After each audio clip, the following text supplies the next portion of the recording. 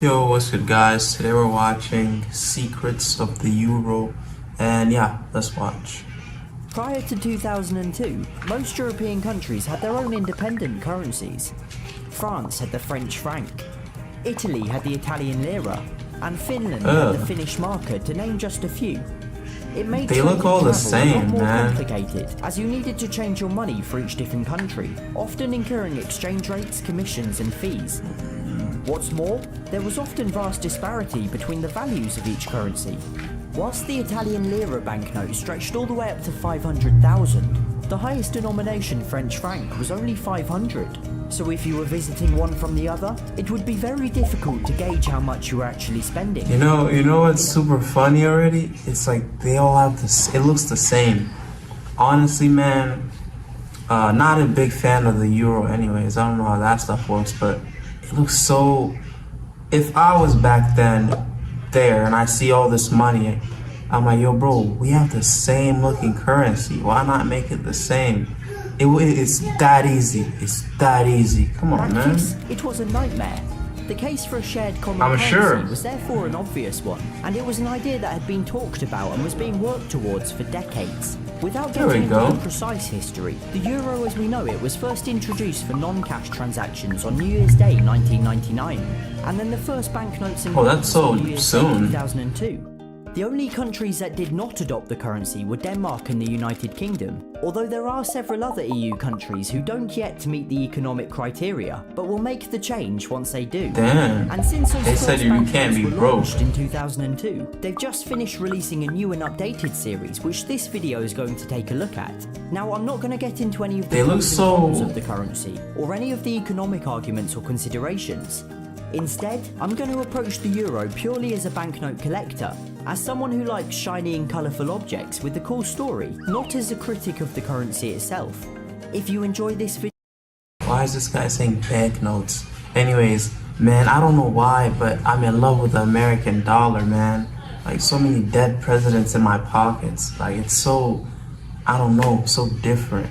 But then the euro just has a building on it. Like, not to like, you know, I guess put down your currency, but like, it's a euro, like, okay. But it's an American $100 bill. If I gave you that, I know you'd be thanking me. You'd be like, whoa, what the hell? He gave me $100. I mean, you guys know I'll probably give you guys $100. You know, I love my fans, so obviously, I love people. Please consider subscribing. Now, normally, I already subscribed. About each banknote individually, but with Please don't. It makes much more sense to talk about them collectively. These new notes are known as the Europa series, and they are very much a series, with each denomination just a slight variant on the overall design. Like the previous series, the notes have retained their size, colour, and the theme of European architecture. The front of each denomination displays a window or doorway to represent openness and cooperation, whilst the reverse depicts a bridge, symbolising communication. The €5 sees a classical architecture style, the 10 Romanesque. Wow, this is really worth nothing here. The 50 Renaissance, the 100 Baroque, and the 200 a 19th century iron and glass theme. The old 500 note had the theme of modern 20th century architecture. What? This is discontinued and slowly being removed from circulation. Importantly though, none of the specific doorways, windows or bridges shown are real. They're fictional designs, intended to represent each of the original members but without unfairly representing one more than the other. Also, why not just use historical buildings? That would be super cool. Europe, although this time including Malta and Cyprus, who have both since joined the Eurozone, as well as a tiny section right in the bottom left to show the Canary Islands and some of France's territories. But that's about it for the similarities. So what exactly has changed?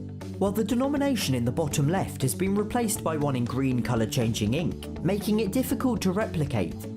And on the 100 and 200 notes, it even contains tiny euro symbols.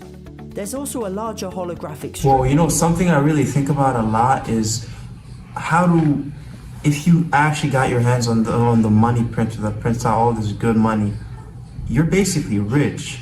Unless, I don't know how the money printing goes, but you're potentially a rich person when you get that in your hands. But what makes, I think it's somewhere out there in the markets. It's probably the paint they use. I don't know. Because I don't know why is there not a glitch like this. Cash App methods work, but how can you not print money? They always get the fakes. I don't know if you guys are understanding what I'm trying to say. It's like there is so much technology today that you can get your hands on, but we can't print money. Like regular civilians can't print money. What are the governments using? What type of ink? Because all these materials are there somewhere, black market, you name it. Yeah, you gotta look into this, man. Something's not right. This time containing an image of Europa, a figure from Greek mythology after whom the continent was named. Europa can also be seen in the watermark of each note, alongside the denomination and piece of architecture, although admittedly it does kind of resemble a kid's drawing. It looks dead. In terms of other security features, both series are fairly similar. Obviously they all feature the Orion constellation, a group of 5 circles or donuts which can be detected by printers and computer software in order to prevent photocopying. This feature was included on banknotes in secret for many years, until a member of the public first detected it on a €10 note, hence the name and the fact that it sort of doesn't really resemble Orion. Under UV light, certain elements of the notes glow to indicate their authenticity, including the stars in the flag and the stars around the architecture, as well as some creative, I guess. Tiny glowing flecks are also visible, Damn. something they Too creative. Why are you going this far to struggle with a bill? Man, this is why hacking, when they put all this money in their banks, that's the perfect opportunity to get this money. Because when you're dealing with software stuff, it doesn't matter. There's no way to validate if the money is real or fake. You're using an account. Boom, you buy something online. If there's money in the card, it's gone. But yeah, these dollar bills, I will say though, this dollar bill is pretty creative. All you have to do for our dollar bills is just put it up to the light and you can kind of see stuff, but not to this degree. At least I don't know about UV light with the American dollar bills, but aside from that, this one's pretty cool, but I don't like the way it looks at all. I'm stuck with the American one. To the paper, again to show their authenticity. But the new notes have added another really cool security feature in the form of these short diagonal lines on the edges of each note. If you fold the notes round to form a circle, they perfectly line up, indicating that the note is likely genuine, as counterfeiters can have difficulty being so precise with their printing. And these notes have introduced a microprint too, seen in the stars in the middle of the note. If you look extremely closely, you'll see the word Euro repeating in 3 different alphabets. Again, something that counterfeiters cannot achieve with inexpensive printers. And what is probably my favourite hidden feature? I'm sure you can copy money flag of Europe somehow. in disguise. How cool is that? However, having said all that, you'd be right to accuse these notes of being boring. They're deliberately plain and devoid of any personality. Europe is an exceptionally diverse continent, with the finest architecture on the planet, and yet they've opted for fictional designs.